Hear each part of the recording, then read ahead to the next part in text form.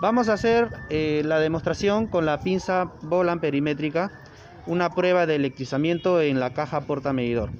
Para empezar, la pinza Boland perimétrica debe tener su certificado de calibración.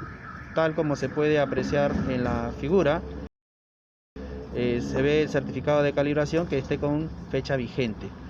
Luego, en la pinza Boland perimétrica, vemos y ponemos el selector en el modo voltaje en corriente alterna.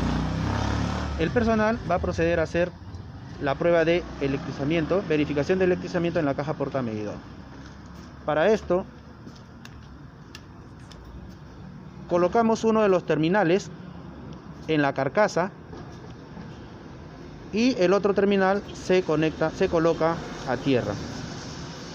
De esta manera hacemos la prueba de electrizamiento en las cajas portamedidores. La pinza Boland perimétrica nos va a arrojar un valor de electrizamiento en voltios. En este caso no hay electrizamiento.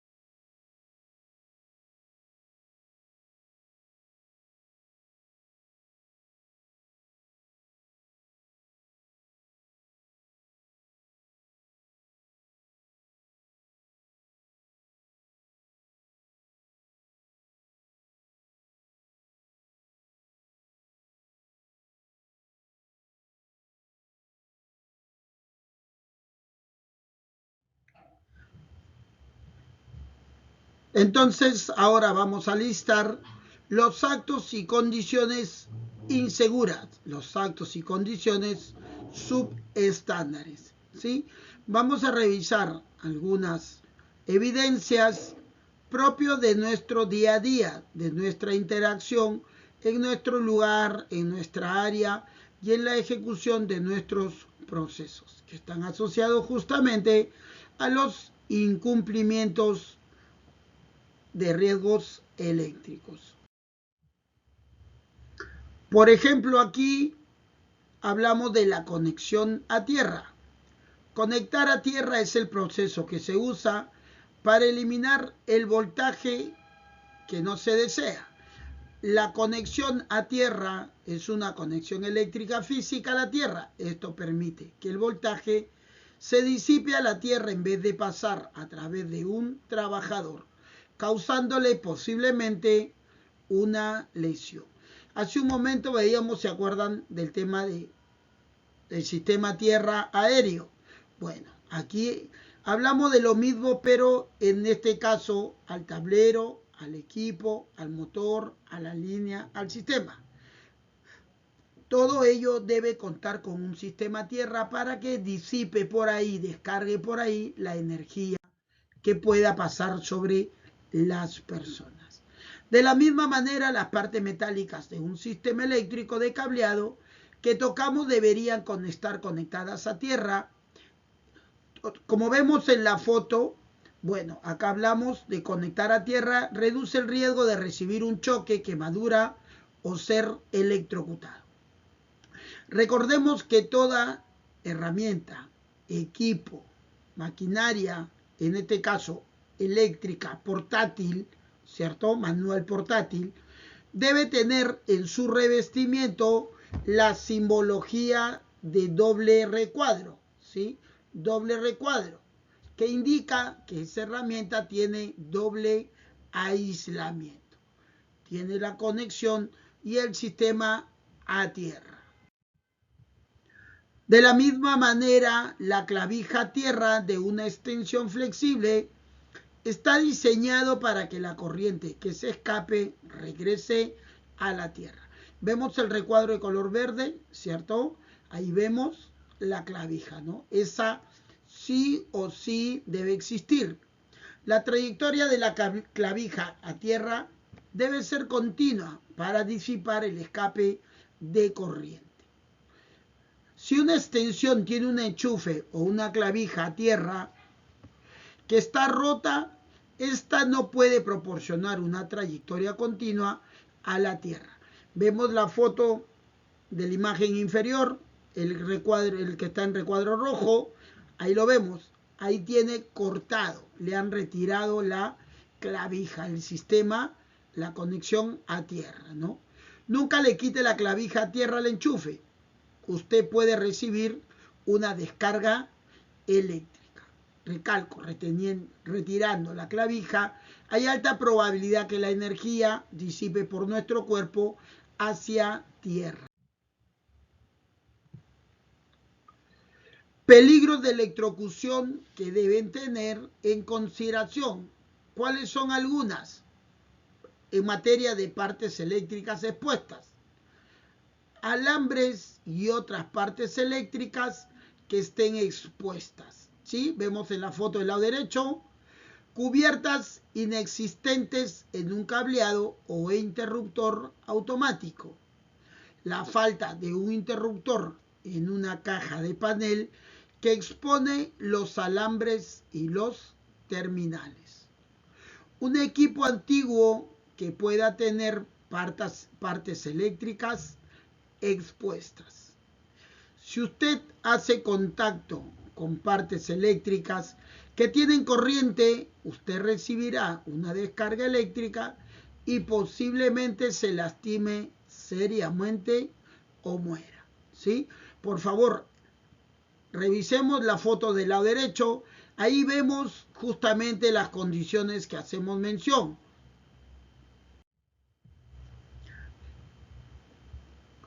A esta caja de toma corriente le faltan algunos interruptores de circuito. Nunca utilice una caja de toma de corriente que tenga alambres expuestos. En este ejemplo, la caja de toma de corriente tiene expuestos los alambres debido a la falta de interruptores de circuito eléctrico. Nunca utilice un panel que exponga los alambres. A ver, aquí algo muy importante. Usted me dirá, no, pero es que los cables que están sueltos están dentro de la caja, la caja está cerrada, el tablero está cerrado. Sí, pero recordemos algo, uno de estos puntos pelados, expuestos, entra en contacto con la carcasa, con el panel, con el tablero interno, lo que va a generar es que todo, tanto interna como externamente, se energice. ¿De acuerdo? Entonces, cuando alguna persona por la parte externa entra en contacto con el tablero, con el soporte, con el techo o algo conectado al equipo, va a sufrir una descarga eléctrica. ¿De acuerdo? Entonces, no puede haber puntos energizados sueltos en el interior. Las aberturas en cajas de toma de corriente eléctrica, cajas de conexión y cualquier otra caja eléctrica deben estar cerradas con las cubiertas adecuadas y sin que le falte alguna tapa precortada plegable. Las aberturas exponen partes eléctricas y presentan peligros eléctricos. En esta foto hay una abertura en la caja de toma de corriente eléctrica que expone los alambres internos. Esto es muy peligroso, dado que todas las aberturas deben estar cerradas. A ver, ya lo comentamos hace un momento, cables expuestos, ¿cierto? Puede haber descarga directa. Pero en este caso, cuando tienen abertura, no tiene la tapa de protección, ¿cierto? Acá vemos una abertura lateral, una abertura expuesta. Vemos que la tapa no existe. Entonces, a veces nosotros estamos en lugares donde que hay lluvia, climas adversos en ese sentido. Estas condiciones es muy riesgosa para ello. O, aunque no lo crea, puede haber personas que muy curiosamente pueden meter el dedo por ahí, tratar de interactuar, sacar o mover algo. Aunque no lo crea, existen todo tipo de personal curioso, por llamarlo de alguna manera. El aislamiento externo en las extensiones eléctricas debe estar intacto. Cuando el aislamiento externo se ha separado del enchufe, los alambres internos están expuestos. Esto puede exponer los alambres internos a raspaduras o fracturas o a condiciones del alambre. El aislamiento debe entrar en el enchufe totalmente para que cubra y proteja los alambres internos. El aislamiento externo en las extensiones eléctricas debe estar intacto. Muchas veces el personal intenta a la distancia desenchufar jalando del cable, ¿cierto? Haciendo forzamientos bruscos en el cable. Se retuvo con algo, lo jala, por no caminar y soltar de su punto de atrapamiento. Eso justamente, esas malas maniobras, conllevan a estas situaciones, de que el revestimiento se salga de la parte interna del enchufe, quedando expuesto de esta manera.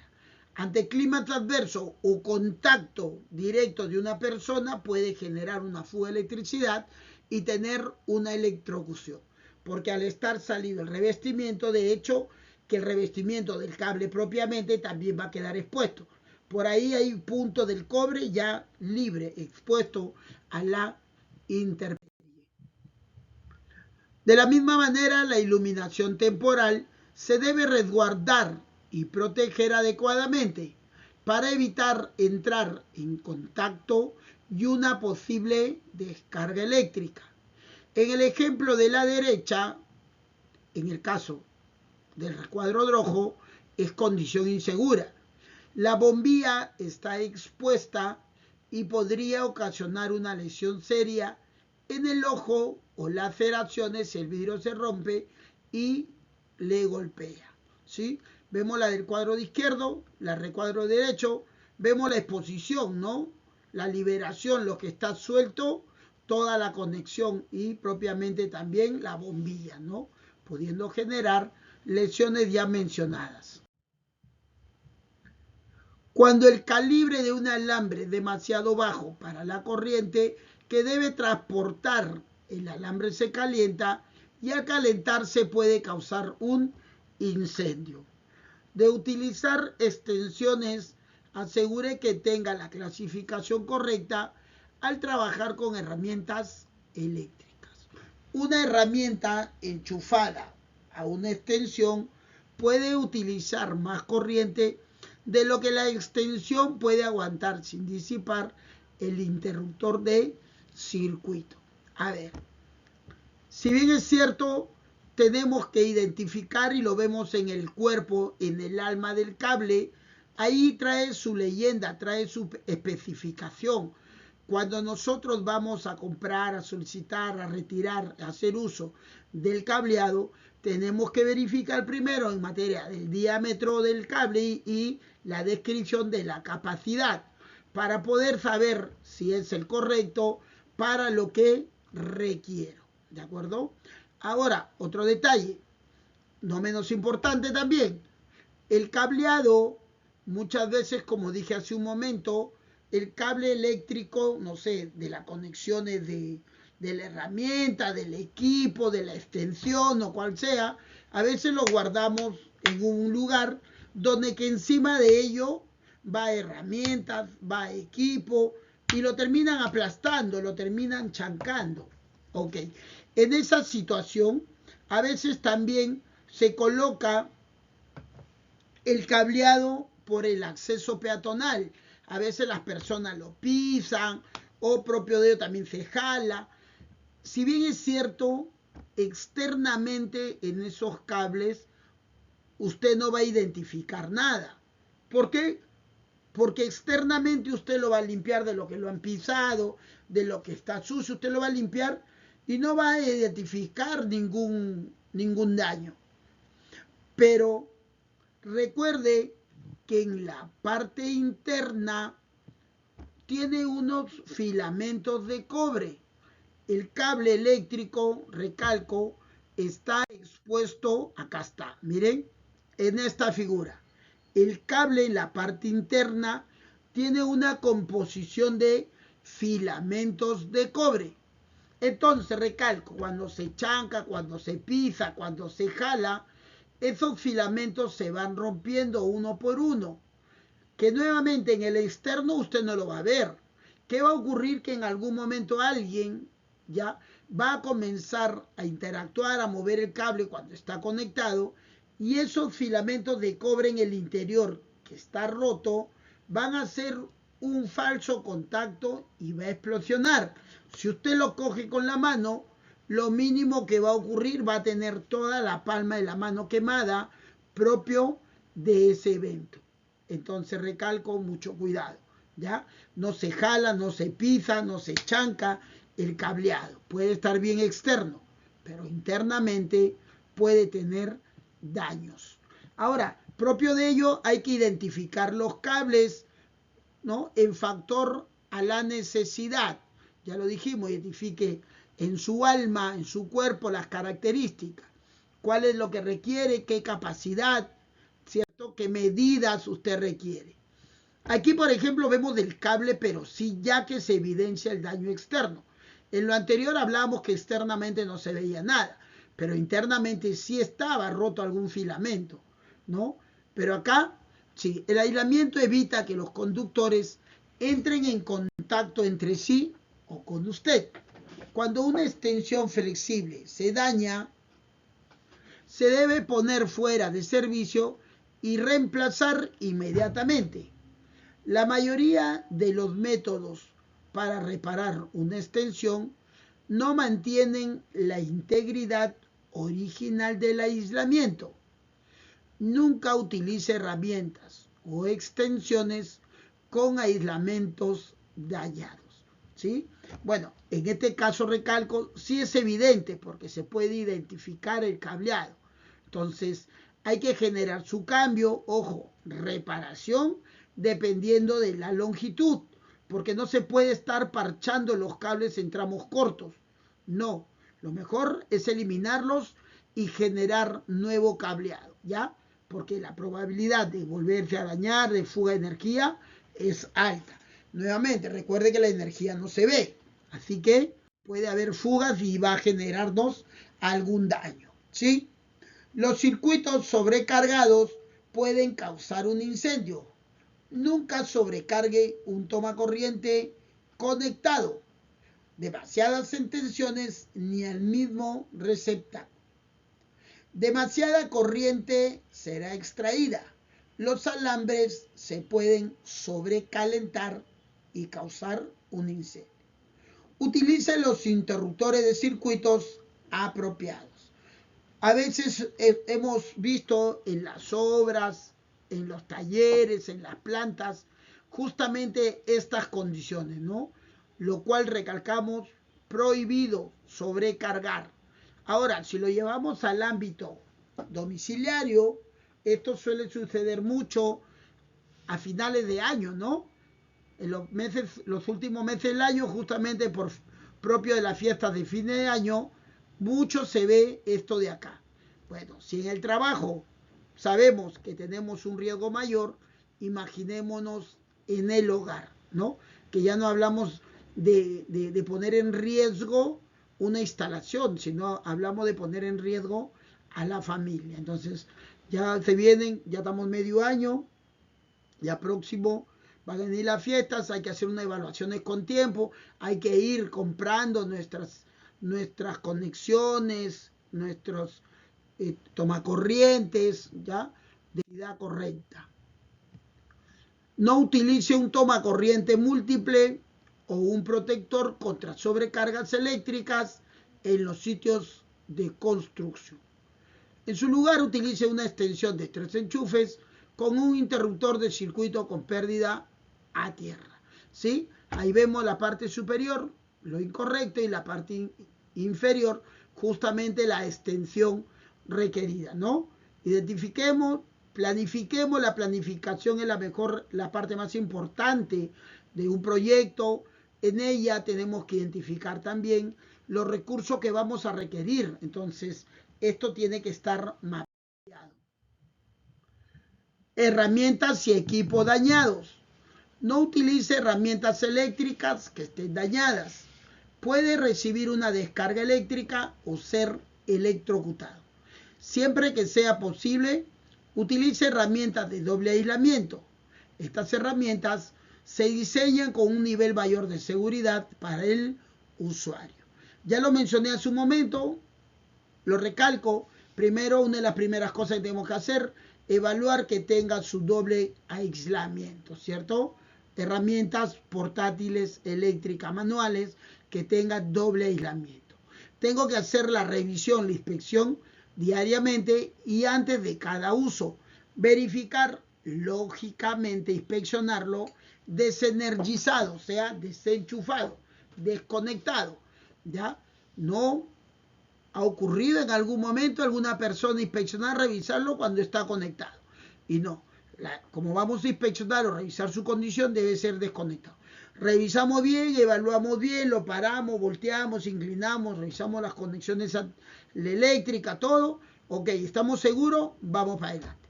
Pero con precaución en primer movimiento, porque la herramienta puede estar dañada quizás en el interior. Puede tener una fuga de energía o algo, ¿no? Por algún deterioro interno. Condiciones húmedas. Las condiciones húmedas y mojadas son muy peligrosas cuando se trabaja con la electricidad. Siempre evite utilizar herramientas en lugares mojados, lluviosos o muy húmedos. El aislante dañado incrementa el peligro. Muchos, como dije hace un momento, trabajamos en proyectos aislados, en altura, con lluvias. Entonces, hay que hacer una evaluación del revestimiento, de la protección, de la carpa, del techo, del aislamiento en la parte del piso, donde está sentado ese equipo energizado. Todas estas condiciones van a llevar a accidentes que muchos de ellos terminan en fatalidades. Como hablamos temprano, las etapas más complicadas están entre los 18 y 40 años, ¿no? Si vemos aquí, tenemos 60, 65 años con menor incidencia de accidentabilidad. ¿Por qué? Propio de lo que mencionamos. Más avesados somos de 18 años por desconocimiento o 40 más o menos por ahí. ¿Por qué? Porque creemos saber todo, creemos conocer, creemos, ¿no? Ser Superman. Sobre víctimas de choques eléctricos, accidentes por electrocución. El alto porcentaje de las víctimas de choque eléctrico son personas que tienen gran experiencia con electricidad y son muy arriesgados en su manipulación. Lo acabamos de mencionar. El segundo grupo de víctimas de choque eléctrico son profesionales, supervisores o jefes de cuadrilla, o sea, personas con experiencia. Si vemos aquí en la torta, tenemos un 26% de que desestimó el riesgo pese a saber que existía. También propio de la tensión, manipulación incorrecta de aparatos de maniobra, uso de herramientas no aisladas, no sabía que existía tensión, desconocimiento de las características de las instalaciones. ¿Sí? ¿Se da cuenta? Entonces, ¿cómo evitamos todo ello? Bueno, aplicando medidas preventivas, medidas de prevención, protección. Primero con el aislamiento, provee una barrera al flujo de corriente, instalaciones y equipos aislados. EPPs deben ser resistentes al nivel de tensión a intervenir. Recuerden que existe baja, media y alta. Dependiendo de tu actividad, es lo que vas a requerir. Las guardas. Previene a los trabajadores acercarse demasiado a las partes energizadas. Puede ser una barrera física o flexible, mangas por ejemplo, etc. Línea a tierra provee una ruta de baja resistencia y una amplia capacidad de paso de corriente para descarga de corriente de falla. ¿Sí? Las guardas también. Diseño e instalación para proteger de arcos eléctricos, recalentamientos. Es importante reconocer situaciones inseguras que causen fuego, arcos de alta energía de explosiones, probar y certificar los equipos eléctricos y asegurar un buen diseño eléctrico. Otros, por ejemplo, personal capacitado y autorizado para operar, manipular, trabajar en líneas eléctricas. Uso de EPP dieléctrico en buen estado y certificado. Inspección y supervisión constante en el frente de trabajo. Como vemos en la foto del lado derecho, no podemos operar, manipular si no estamos autorizados, certificados. No podemos retirar un dispositivo de aislamiento, de control, un sistema de protección, si no somos personal de mantenimiento, ¿cierto? Certificado y autorizado. Hablamos de los EPPs, ok, sí. Existen los EPPs también como medida de control. Esto en materia de EPPs tenemos los EPPs básicos, los EPPs específicos y los EPPs complementarios, dependiendo de la necesidad, ¿no? Por ejemplo, tenemos casco dieléctrico, balaclava, capucha ignífuga, detector de tensión personal, correa ignífuga, ropa ignífuga, calzado dieléctrico, guantes dieléctricos, guantes de hilo, sobreguantes de cuero, careta antiarco. Entonces, todos los EPPs, recalco, tienen una capacidad, tienen unas características, tienen su prueba de resistencia. Todo EPP tiene prueba de homologación, prueba de resistencia, tiene ficha técnica. Por ejemplo, a ver, vamos a tomar como ejemplo el casco, a ver, ¿ya? El casco. El casco que está arriba es casco dieléctrico. Ese casco debe soportar tensión de ensayo de hasta 20.000 voltios, ¿de acuerdo? El casco dieléctrico debe soportar tensión de ensayo de hasta 20.000 voltios. ¿Por cuánto tiempo? Por 3 minutos. Quiere decir, a ver, se fabrica un lote de casco, se coge uno de adelante, uno de atrás, uno del otro lado, y a esos 3 cascos se le hace la prueba de resistencia. ¿De cuánto? Sobre 20.000 voltios. ¿Por cuánto tiempo? 3 minutos. ¿Pasaron la prueba? Excelente. Certificación, homologación de prueba de resistencia, ficha técnica al mercado. Sale el casco con sus documentos que acreditan su operatividad.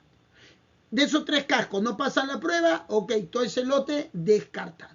De esa manera todos los EPPs tienen características en especial. También hablamos de personal calificado.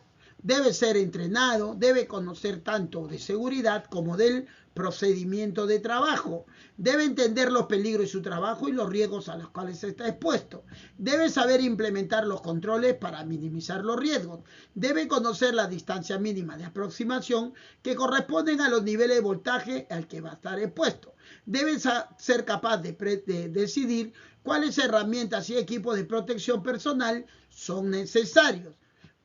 Los CPPs, como dije hace un momento, se van a seleccionar, a identificar en factor al nivel de riesgo. Por ejemplo, vamos a ver acá ahorita, por ejemplo, el tema de guantes. Vamos a tomar como referencia los guantes, a ver. ¿Qué son los guantes dieléctricos? Los guantes dieléctricos son la primera línea de defensa del personal para protegerse del contacto con líneas energizadas, por lo que su uso correcto nos puede salvar la vida, ya que estos nos protegen contra los choques eléctricos que provocan lesiones físicas, quemaduras graves o incluso la muerte. Los guantes dieléctricos están fabricados en goma o látex. Estos deben estar certificados para la norma ASTM de 120. ¿Cómo se clasifican? Se dividen según el voltaje que puedan soportar. Van desde la clase AA hasta la 4 y todos pasan por ensayos dieléctricos para garantizar la protección al usuario.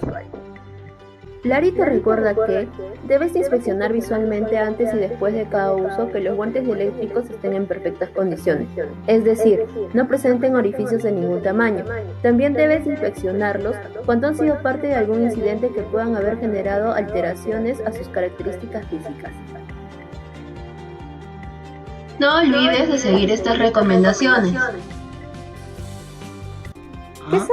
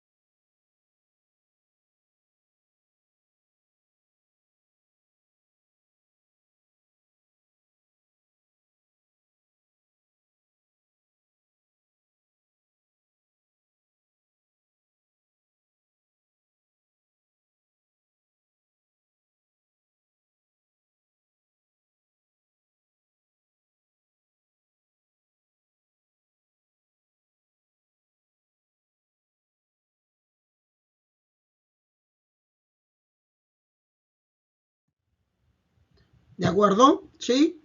Entonces, como vieron, indica que existe baja tensión, media tensión, alta tensión y en el Perú también existe muy alta tensión. Como mencionó en el video y también lo dijimos hace un momento, los guantes son por clase. Como viste, dependiendo del nivel de tensión, es lo que se identifica su necesidad. Vemos acá en el cuadro del lado izquierdo, ¿sí? Dice clase. Y en el lado derecho dice el color. Entonces los guantes se asocian a la clase y la clase se asocia al color. Por ejemplo, AA, color beige. Clase 0, color rojo. Clase 1, color blanco. Clase 2, color amarillo. Clase 3, color verde. Clase 4, color naranja. ¿De acuerdo? Entonces, tenemos guantes para baja tensión, media tensión y alta tensión. Si vamos a hacer un trabajo de excavación, tenemos ahí, por ejemplo, en la parte superior, la sobrebota dieléctrica, porque podemos picar un cable y el terreno se puede energizar, por eso es la bota. Ahora, si vamos a trabajar sobre puntos que puedan estar energizados y posibles de energización, en áreas podemos colocar las mantas. Las mantas también son dieléctricas. Igual que los guantes, también son por clase las mantas. 0, 1, 2, 3, 4. ¿De acuerdo?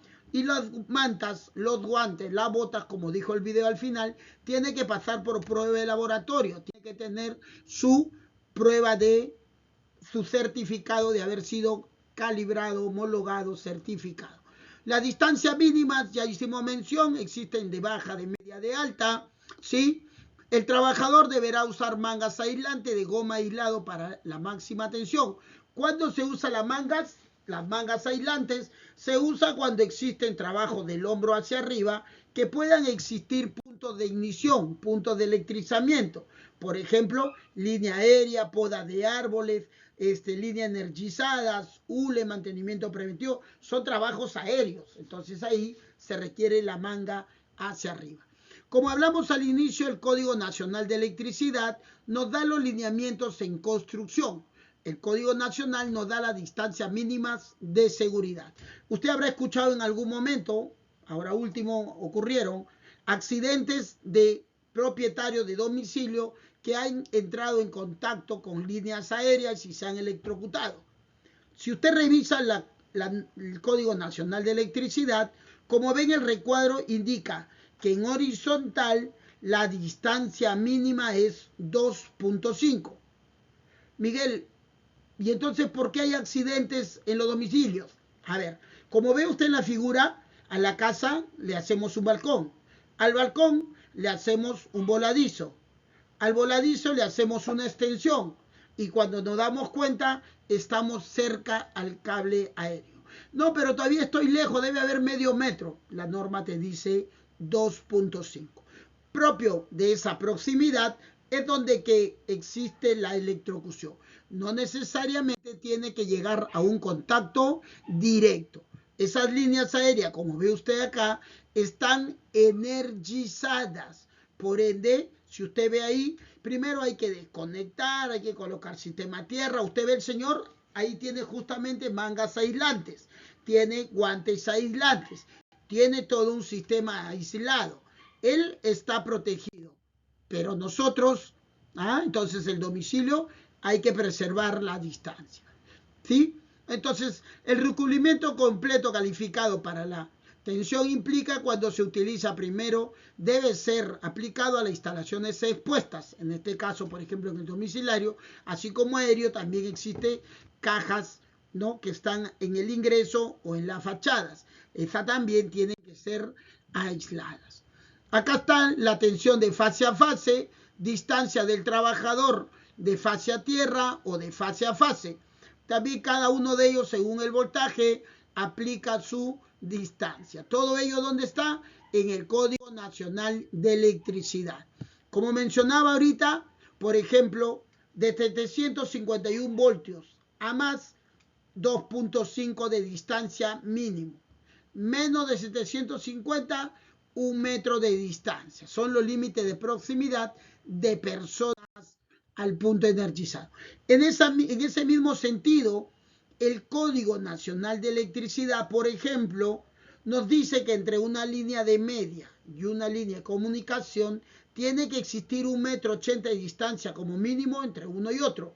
Por ejemplo, en una línea de media tensión y en una línea de baja tensión tiene que existir como mínimo 1,20 metros entre uno y otro. Recuerde que existen como medidas preventivas, más aún para el domicilio, también en el trabajo, en el laboral, pero más en el domicilio. Recuerde usted que tenemos los interruptores diferenciales y las llaves termomagnéticas. Recuerde que cuando existe una sobrecarga de tensión en un equipo X, lo que va a saltar es la llave termomagnética. La llave termomagnética protege a los equipos de que no se recaliente, de que no se dañe. La llave diferencial protege a las personas. Recuerde, la llave diferencial protege a las personas. Si el sistema identifica una posible fuga de energía, inmediatamente va a saltar la llave diferencial, protegiendo a la persona que no baje la energía por su cuerpo a tierra. ¿De acuerdo? Entonces, tenemos que comprar nuestra llave termomagnética, nuestra llave diferencial en lugares autorizados, certificados. Hay que comprar llave diferencial de calidad, de marca. No en Malvinas, el más barato, porque tu casa se va a incendiar, va a desaparecer y la llave nunca saltó. ¿Por qué? Porque era bamba. Segundo, pediste barato, más bamba todavía. Entonces, por favor, si hablamos del hogar, hay que poner de buena calidad, buena red, que sea superior a la tensión de uso, ¿de acuerdo? Que sea superior, como recalco, para que pueda saltar y actuar y evite un accidente, una descarga eléctrica en alguna persona. Los sistemas a tierra, ya lo hablamos, de los equipos, motores, doble aislamiento, ¿cierto? Sistema a tierra. En la línea aérea también lo mismo. Si vemos en el lado derecho, la parte de una puesta a tierra, la parte inferior termina con el electrodo incrustado en el terreno. Lógicamente, con otros componentes asociados que hace de la resistibilidad, la tracción, ¿cierto? Para que disipe ahí. Pero eso también lo podemos revisar. Acá está, miren. Esto es clarísimo. En el hogar tengo mi lavadora, pero no tiene un sistema a tierra. Cuando exista una fuga de energía, esa energía que va a fugar va a bajar por el cuerpo de la persona. ¿Por qué? Porque no tiene sistema a tierra. En el lado derecho se genera una fuga de energía. Este equipo, este sistema, esta línea, esta conexión, si tiene sistema a tierra, entonces va a bajar por el sistema a tierra y va a descargar propiamente a tierra. Por la persona que tiene el contacto, nunca, porque va a dar la descarga por el sistema. Recuerda que los accidentes se generan por falta de planificación o deficiente planificación del trabajo.